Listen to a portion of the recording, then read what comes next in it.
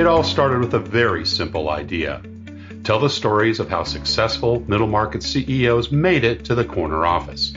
I'm Brant Handley, founder and managing director of Resource Options International, or ROI. We're the USA's premier executive search firm focused exclusively on empowering middle market companies to attract, hire, and retain A players while transforming top executives' careers and lives. ROI's Into the Corner office is dedicated to discovering how middle market CEOs advance their career, and we're making these remarkable and sometimes quite unbelievable stories available to you for the very first time. Listen and learn about the challenges they've overcome, the interesting people they've met along the way, and the lessons learned that steered these executives' unique journey into a middle market corner office of their own. I know you enjoy these CEO stories as much as I've enjoyed recording them. So thank you for listening today. And if you like what you've heard, rate us on iTunes or wherever you get your podcasts. I'm looking forward to you joining me on the next great middle market CEO adventure into the corner office.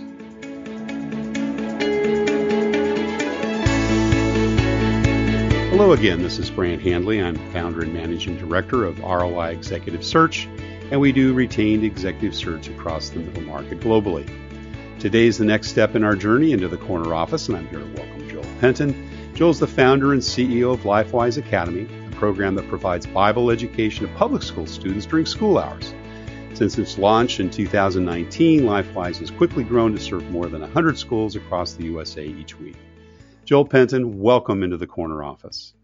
Brant, thank you so much for having me.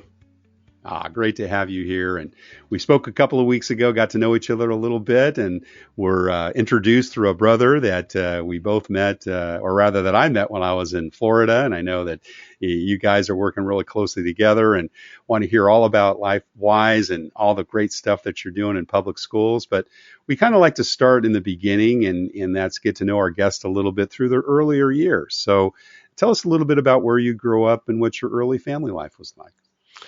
Yeah, thank you, Brant. Well, I'm from a small town in Northwest Ohio, a little community called Van Wert, Ohio. And most people, they've never heard of it. They've never been there. Sometimes they say they see signs for it on their way somewhere else. Right. But I grew up, I think, like most kids. I, went to school. I have three older sisters, so I was the baby of the family. And right. A big part of my life was sports. I was a 3-sport athlete as a little kid, but my real love was football. Yeah. I couldn't believe they would allow us little kids to put on these flimsy little pads, run around as fast as we could, and then just slam into each other. I thought, this is the dream come true. That's right. That's right. Well, we're going to talk about that. That led to quite a bit of involvement, and football, I know, has played a big role in your career, certainly from a sports standpoint, and the Ohio State University. But so, were you playing organized football at an early age? Did you get into Pop Warner? How did you kind of enter that whole world? Yep, at the age of 9 is when I started playing. That's when you can start playing tackle football in my hometown, and immediately fell in love in love with it. And in many ways, I mean, football was what my life was really all about until I was a freshman in high school, and that's when I came to faith in Christ. And then for several years, it was kind of faith and football is, at least from the outside looking in, what really dominated my life. Awesome. Well, we'll get into that. What did mom and dad do? Well, my dad was in the insurance business. There's an insurance company in Van Wert called Central Mutual Insurance. And my mother was a school teacher. She taught math and come from a pretty mathematically oriented family. I've got a sister that majored in mathematics at the Naval Academy, another that had a scholarship for mathematics. Sounds pretty boring to me, but but that's the family.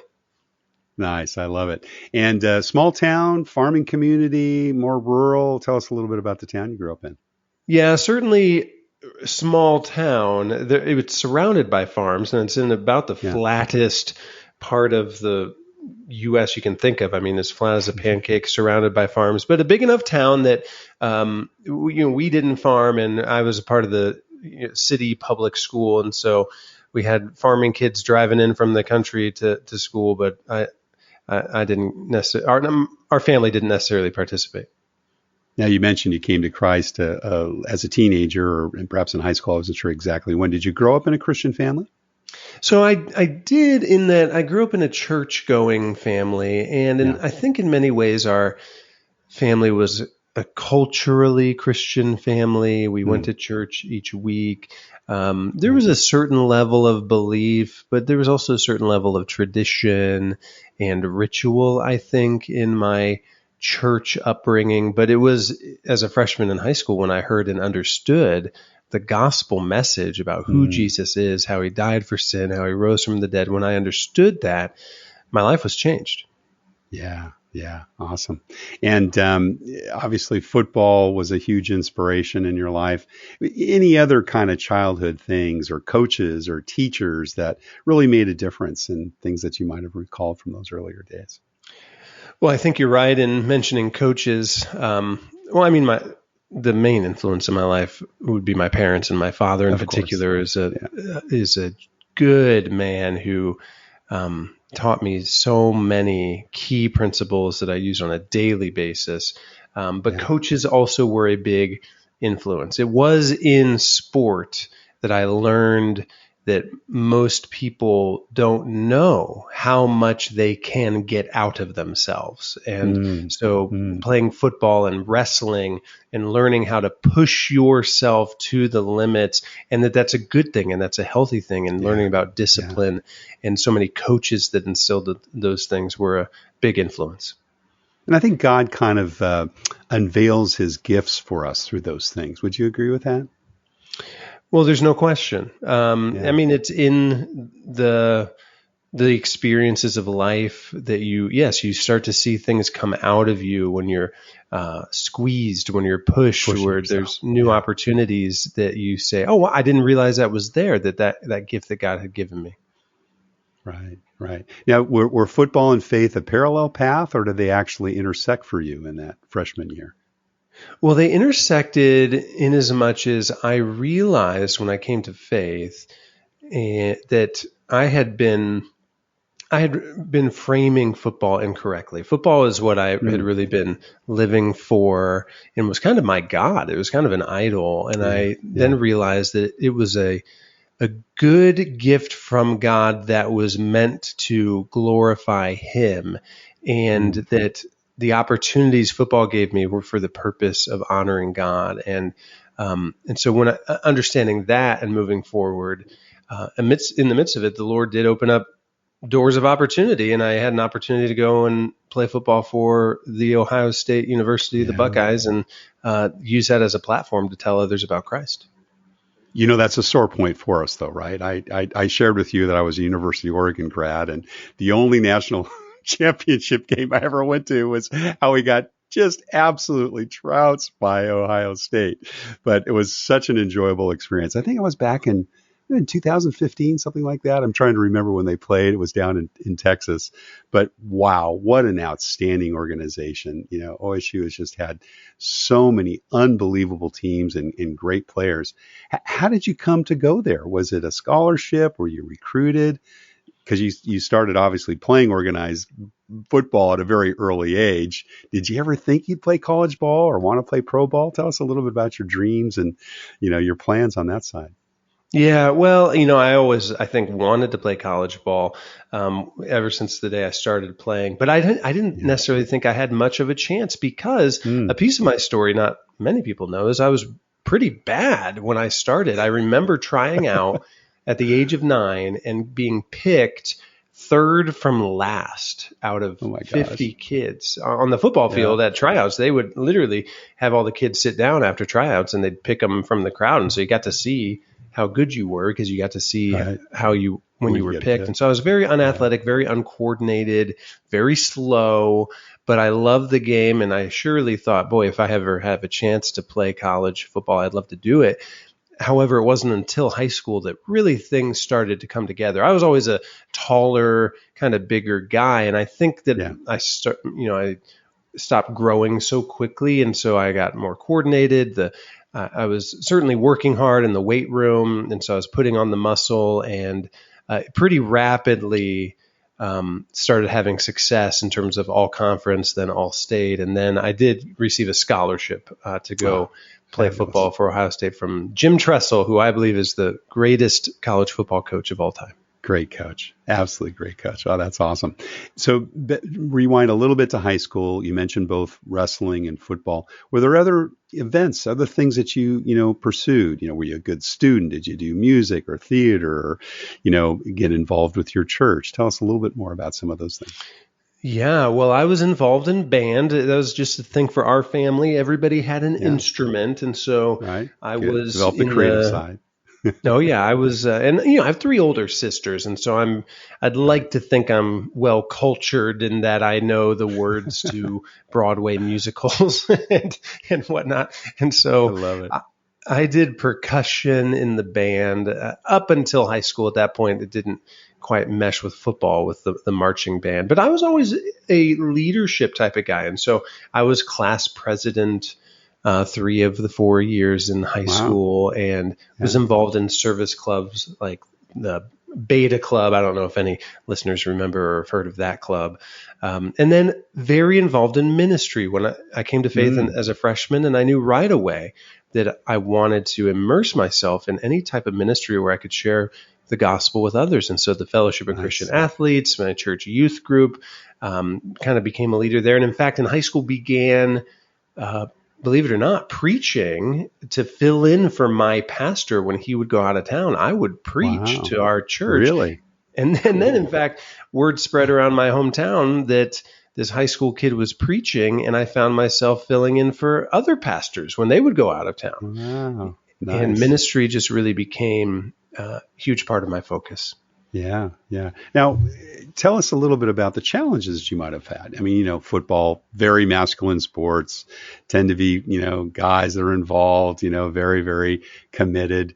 Did you find, probably more so at Ohio State, I'm sure at your high school level, maybe it wasn't quite as pressureful, but was that a challenge to, kind of keep your faith and yet still be involved in a very competitive, a very strong program, or was it really kind of a natural fit for you during those 4 years at Ohio State? Well, believe it or not, it was in high school that I felt the most kind of pressure in those ways. I had a group of friends, and in fact, I spent some years traveling and speaking in schools and sharing a bit of this story that I had a group of friends that we were the athletes and we were committed to excelling in the athletic arena, and we were also committed to staying away from some of the destructive decisions of things like partying, drinking, drugs, whatever it was. However, my junior year of high school, some of those things changed, that my friends kind of one by one started getting mixed up with the kind of party scene, drinking scene.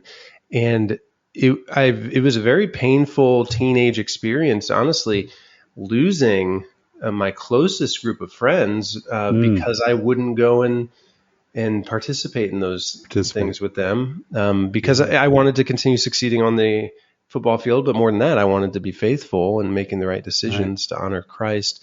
And it was a painful experience and it experienced some rejection. However, it very much served to prepare me for college because in some ways the temptations are much greater in college. There's more opportunity for good. There's also more opportunity for destructive decisions. But after the experience in high school, I feel like I was prepared, and it didn't feel tempting at the time because I had been prepared and I was able to really immerse myself into the best things that Ohio State had to offer. Yeah. What did you decide to study there? I studied strategic communications, and that's because when I met with the advisor, I said, well, I think I'm going to go into Christian ministry. Do you have anything like that? And they said, no. But if you plan to do a lot of speaking, maybe it's preaching or that type of thing, maybe strategic communications is a good fit for you. So that's what I did. It kind of has a bent on public relations, and it's been useful in our ministry. And did Ohio State have an active, Youth for Christ program? Were you involved in, experiences there that allowed you to, continue to associate with the type of people that you wanted to associate with, even though, obviously you had your football commitments? Yes, it did. The ministry there on campus, which is very prominent, is Cru. At the time, it was called Campus Crusade for Christ. Right. And Right. I got very involved there. And a segment of Cru is called Athletes in Action, specifically for the athletes. And so I was very involved in that from day one. In fact, that is where I met my wife. My wife was a gymnast for Ohio State. Cool. And she and I met through Athletes in Action and got married while we were still in college, in fact. Yeah, that's awesome. And did you take some leadership responsibilities in some of those organizations as well? Did you have time for it, being a full-time football? Yes, I did. In the Athletes in Action, I was on the leadership team, was eventually the kind of MC for the meetings, and then Campus Crusade, that's the larger group, and I was mostly there to just participate. But every year they would have one football week where the football players led the meeting. And Cool. So I would often speak or be the MC for those meetings. Yeah, awesome. What was that first job you took out of college then, Joel? Well, I got into ministry, and in fact, it was on staff with the Fellowship of Christian Athletes. However, it was unique in that I had been speaking all through college. I did a lot of speaking in churches, and I knew I thought I wanted to go into full-time speaking. And the Fellowship of Christian Athletes director asked me, what I wanted to do. I said speaking. He said, "What if we made a position for you in our ministry that you could just focus on speaking, but you'd be under our umbrella as a ministry, so you wouldn't have to worry about all the administrative side of things of like starting a business, that type of thing." And so for the first few years, that's what I did. And it was out of that we were able to then launch our first nonprofit. Yeah, awesome. And some good mentors along the way. Tell us about some of those relationships. Yes, well, again, coaches throughout college. Also had some really great professors and ministry leaders. The Athletes in Action director when I got to Ohio State, a man named Brian Hawkins, incredible guy who really mentored, discipled me in my walk. And I went on a mission trip with him to East Asia, and many others, but he in particular led by example, showed me what it looks like to really be sold out for the Lord. Awesome. When was the first time you started leading and managing people? Well, I guess leading, in one sense, I started early on. As I mentioned in high school, I was always running for class president or leading the FCA or that type of thing. And that always came very naturally to me. It felt like I was wired for that. It felt like I was wired to, I don't know, to be out. Maybe it sounds self-centered, but to be out front or to be kind of leading the charge. It just felt natural, whether it was on a team or whatever it was. But then when I got into ministry and we launched our first ministry, I very quickly hired someone to do some of the bookings for my speaking. And so I was leading him. And then before long, our ministry grew and we started hiring and learned the big difference between leading and managing, and found that while I'm a natural leader, the management kind of side of things isn't quite as natural for me. Right. What was the biggest challenge you had there? Well, I think that I am so goal driven and so future oriented. My wife might even tell you that I have trouble focusing on what's happening right here in front of me, because my mind is so much living in this kind of visionary world that we want to create and relating to others. I guess naturally thought that everybody functions that way or everybody thinks that way. And I learned that that's not true. Not everybody thinks that way. That's right. You're about 10%, to be honest, Joel. From a recruiter, I can tell you that. Yeah. And so, learning that people, and the other piece is that I'm an entrepreneur. I didn't realize that about myself. And now it seems very clear to me. I was always starting things and always creating things. But I kind of had this idea that everybody was like that. I thought, everybody can do pretty much anything. Because, I built our first website, and I developed the marketing materials, and I did the speaking, and I did the accounting. And, when you're an entrepreneur and you're starting something, you have to do everything. But that just came very naturally to me. And so when we started hiring, I kind of just had this thought, well, I'll hire somebody that's smart and they can do anything. And that's not true. Right. Did you do entrepreneurial things as a kid? Was there, the paper route or other types of things that you did that began to develop even earlier on, and when you were in kind of single digits or early double digit ages? I did. I did the paper route. I also started lawn mowing.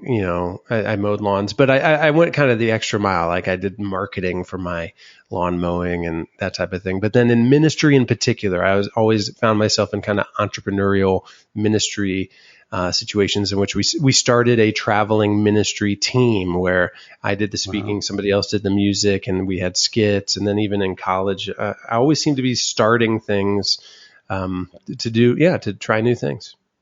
That's great. And where did you go with that speaker's route? Where is it to other churches, other communities? Did you go internationally? Well, in college, I did a lot of speaking in churches and retreats and things like that. But when I got into full-time ministry, I knew I wanted to speak to those who aren't Christians. I wanted to share the gospel with those who aren't familiar with it. And one kind of type of speaking engagement that I'd been getting requests for was school assemblies, public school assemblies. And so I thought, well, that's a great opportunity. But I was under the impression I couldn't share the gospel in the school assemblies. It needed to be kind of faith neutral. And so we developed a very simple strategy of doing a daytime school assembly on character education, decision making, and then inviting students to come back at night when it was optional to an evening concert and outreach where we could share the gospel. And that was the strategy we honed. And that's the strategy we used for a dozen years. And in fact, it grew into a speakers bureau. And now we have a variety of teams using the same strategy. That's awesome. And just out of curiosity, what kind of a, callback would you get? Would it be 50% of the people that would attend during the day that would come back, and half or less, or what kind of a response rate did you typically get? Yeah, it really depended on do the day and then have the night experience. Right. It depended on the kind of school. I mean, the smaller rural communities, you'd have many more because there, not as much going on in town. And it was something to do on a Wednesday night, right? Yeah, that's exactly right. And so we would often see around 200 or so students, almost regardless of the size of the school, come back to hear more. Yeah, that's awesome. Well, you've been doing LifeWise Academy, which we talked about in the introduction for, I guess, going on close to 5 years now. Tell us a little bit about kind of the motivation around that. How was kind of Christ involved in leading to that? And then tell us about your mission. Yes. Well, we are very excited about LifeWise and all that's happening. LifeWise Academy provides Bible education to public school students during school hours. And when people hear that, they often think that sounds illegal or that sounds crazy or something. Right. Because church and state, right? That's right. Yeah. People say separation of church and state. You can't teach the Bible during school hours. And I was among people who said that until I learned back in 2018 is when I learned this, that the Supreme Court has ruled that public school students can receive Bible education, religious instruction during school hours as long as 3 criteria are met. Number 1, it has to be off school property. So you can't teach it, in the classroom. You have to take kids off school property. It has to be privately funded, no public dollars, no school dollars, and they need parental permission. But if those 3 things are met, the Supreme Court has ruled it's constitutional. Now 26 states, in fact, have laws on the books specifically about this thing, which is the legal term is released time religious instruction. I heard in 2018 that my hometown had started one of these programs. I couldn't believe it when I heard it, but they had, and they had started a program that they bought a house next to the elementary school. They renovated it to classrooms. They started signing kids up, and believe it or not, by the 3rd year, they had 95% of the entire elementary school. Wow. I know. 95%, over 600 kids enrolled in the course. And they reached out to me in 2018. They said, Joel, we got this incredible program. It's legal. It's making an impact. We can't figure out why there aren't more communities that have this. In fact, almost nobody's even heard of this. And it was that question that led us to conclude that there's a lot of barriers to entry to start one of these programs. And so we set out in 2018 to remove those barriers, to create a plug and play program that any community could implement. We launched our first programs in 2019. That's just fabulous. Wow. Yeah. You sent me your book. Thank you. Haven't had a chance to read through it all, but I had that same sort of, are you kidding me? Really? This goes on. And so where do you meet for that? Is it a community center, a boys girls club, the YMCA? How does that kind of work? Or can it just be any adjacent building, near the school? Yeah, it really can be a variety of buildings. We see, everything you could imagine being used. We see sometimes, like in my hometown, where a renovated home is used. Other times a brand new structure is built specifically for this purpose. A lot of times there's a nearby church, or there's a nearby YMCA or community center, or sometimes a storefront is leased. And a lot of times it is an adjacent walkable property, but more often than not, we pick kids up in a shuttle, in a bus, and we bus them, to a nearby, something maybe a mile down the road. And what we're finding is that there's a lot of ways to do it, and where there's a will, there's a way. Is it typically after school? Is it during lunch break, before school, or all of the above? Well, the key is that it is during school hours. And that's oftentimes people hear all this and they say, "Oh, is it before or after school?" We say, "No, that's what is so unique about it. Makes it a unique opportunity that kids are already there, and so we're not competing with extracurriculars. We're not dealing with the fact that a lot of kids ride the bus home. They're in school, they're in learning mode, and they have an opportunity they can leave to learn the Bible. Sometimes it's during kind of a lunch recess type of time, it's a break. But usually it's on a rotation, in the same way that kids get art class once a week, gym class once a week, and it kind of rotates through the grades, rotates through the classes. There's a schedule is developed in which students can opt in, and when it's their time on the rotation is when they get to go to LifeWise. Yeah, awesome. And how many employees now? How many communities do you serve? Well, as of this moment, we're finishing the school year now. We served 133 schools across 4 states with just over 500 employees when you consider local directors, local teachers, as well as our central staff. But we are already confirmed to be in more than double that. We're confirmed in 286 schools for this next school year, but that number is literally changing daily. A day, a week ago it was 10 fewer. So that number will continue to climb. We'll likely serve over 300 schools, and our staff will also more than double. So this time next year will be well over 1,000 staff members across more than 10 states. Congratulations. That's awesome. And of those 500 employees, are some of them volunteers? Are they all on payroll? Do you have independent contractors? What's kind of the construction of that? Almost all those are on payroll. Some people function as independent contractors that might be included in that number. However, we have an army of volunteers that are not in that number. So for every one staff person, we probably have another 5 or so volunteers at the local levels. Yeah, that's awesome. And what's your vision nationwide, globally? Where's LifeWise going over time? Yeah, we say, why not? Why not nationwide? The Supreme Court ruling applies coast to coast. So we say, why not? Our initial vision was to serve, it's almost funny to say now, it was to serve 25 schools by 2025. And here we are in 2023. Blew that away. Yeah, we did blow it away. And so we quickly redrew that goal and said, okay, well, let's try to serve 1,000 schools by 2026. We are well outpacing even that. But yes, as you indicated, the long-term vision is every community. What community would we not want to see students taught the Bible? Well, there isn't one. So let's try to serve every community in the country. I love it. Well, Christ is obviously really blessing you with that. What's kind of the format? Is it kind of a Sunday school approach? Do you go through the Bible? Is it an evolving curriculum? Tell us a little bit about that.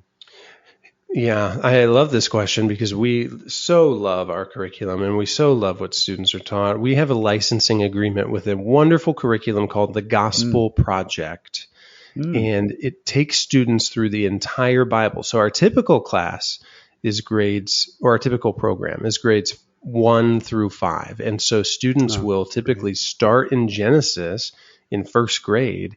And by the time they finish fifth grade, they've gone all the way through the Bible through Revelation. And every lesson has a threefold focus. We talk about the head, the heart, and the hands. So the head, what is the information in the Bible story? Let's get the information in our heads. Now, heart, how does that apply to our heart? How does it point to the bigger picture of the gospel message of Jesus who came to save us? And then hands, how does that change what we do? How does it transform our character? And and students, I tell you what, they soak it up like sponges. They're so hungry for this. They want to know why they're here. They want to know about God, and it's just exciting to see the impact. And, on average, what kind of percentage participation do you get from kids in public schools? Well, it varies. There's a great variance. The suburban and the urban communities, they start much smaller and then grow over time. And so we have one urban school that started with just 16 kids in the program. But by the end of the school year, they were serving more than 250 kids in the school. Oh my gosh. Wow, what a blessing. That's awesome. It's just incredible. And I believe that school district is the place in Ohio that has the most first languages spoken. It's of any school. It's a very, very diverse school. But then our rural communities will start usually with a much higher percentage. Again, kind of like when we were doing the events that you can just hit critical mass a lot faster in rural communities. Word spreads a bit more quickly. There aren't as many distractions. And so it's not uncommon to see 50, 60, even higher percent of students. We have one community in Northwest Ohio that there's 1,000 students in the elementary school. Over 900 of them are in LifeWise. That is great. And that's like grades 1 through 5. And that's grades 1 through 5. But we do serve the older grades as well. We just usually don't start there. We'll start at elementary and then expand into the higher grades. So we do have some programs that serve all the way K through 12. That's fabulous. Just shifting gears a little bit, you mentioned earlier about, what you had to learn about leadership. Now you're 4 or 5 years into that. What do you think has kind of been the most significant leadership lesson you've learned, or maybe a leadership style that you've had to evolve or change over time? Yeah, that's a great question. I have been learning so many lately. One is that I personally hire to my weaknesses. It's been learning about myself and realizing what are the things that I'm good at, sure, but what are the things I'm not? I need to hire there, and I need to trust others. And my leadership has really... It's evolved quickly because we've grown so quickly. I mean, we just started this in 2019. Sure. Here we are now. We've got 500 employees plus all the volunteers. My goodness. Oh, yes. It's a big organization. So, most of that time has been during COVID, right? A lot of it was. So learning to let go, that's been a hard thing for me as an entrepreneur, somebody that wants to do everything.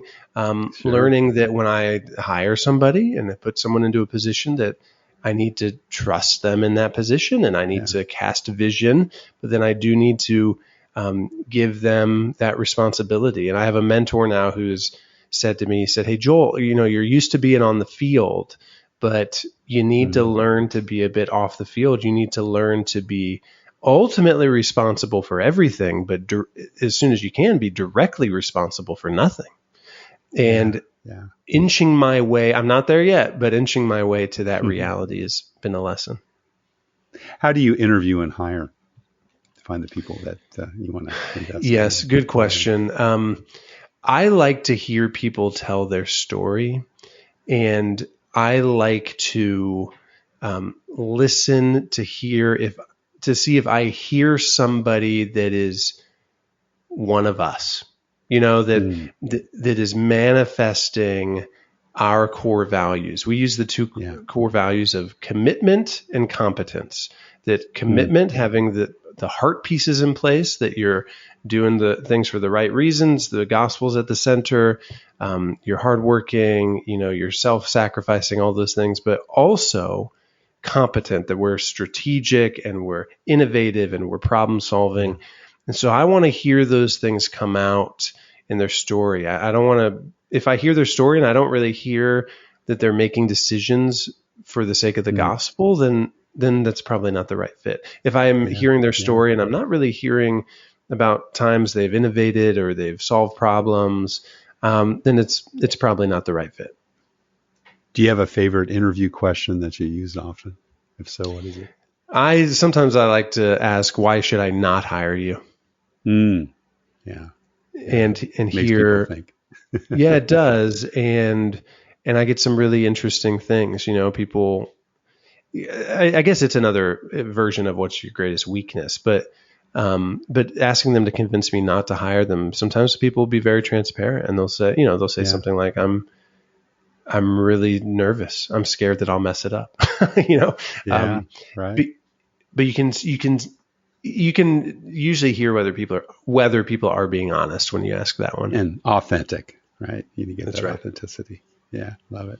Well, Joel, we're just about out of time. This has been fascinating conversation. Really appreciate it. But we always have one last question we ask all our CEO guests, and that's, what kind of career and life advice would you give someone that has their eyes on their corner office themselves someday, or perhaps, an entrepreneur like yourself, and they really want to follow their passion? Oh, good question. I would give there's so much advice that I would give, but I would tell them to wake up early.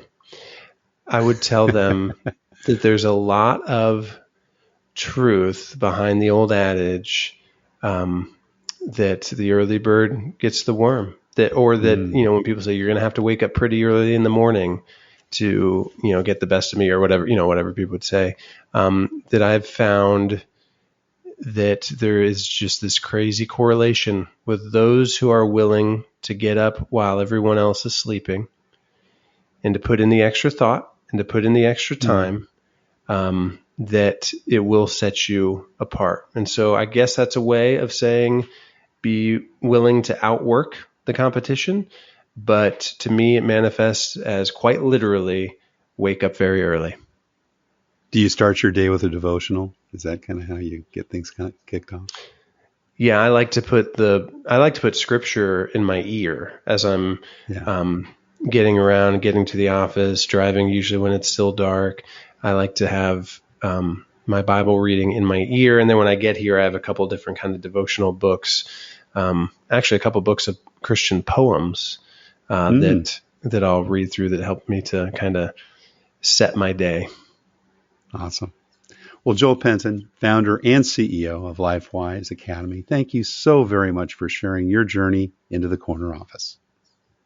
Thank you for having me. And if I may quickly plug, if you're listening and you're interested in LifeWise, would love to invite everybody to go to lifewise.org, click Find Your School, and put in your information to find out if there's a LifeWise movement in your area. If not, you could start it by adding your name to the list, just saying, I'd love to bring LifeWise to my area at lifewise.org. Awesome, Joel. Thank you again. Thank you. Thank you for listening to Into the Corner Office with Brant Hanley. We hope you enjoyed hearing our guest CEO story as much as we did. If you want to hear more CEOs reveal their journey into the corner office, please subscribe via iTunes and tell your friends and colleagues. For more information about Brant, Resource Options International, and the mighty middle market, visit www.goforroi.com. We look forward to having you join us for our next episode.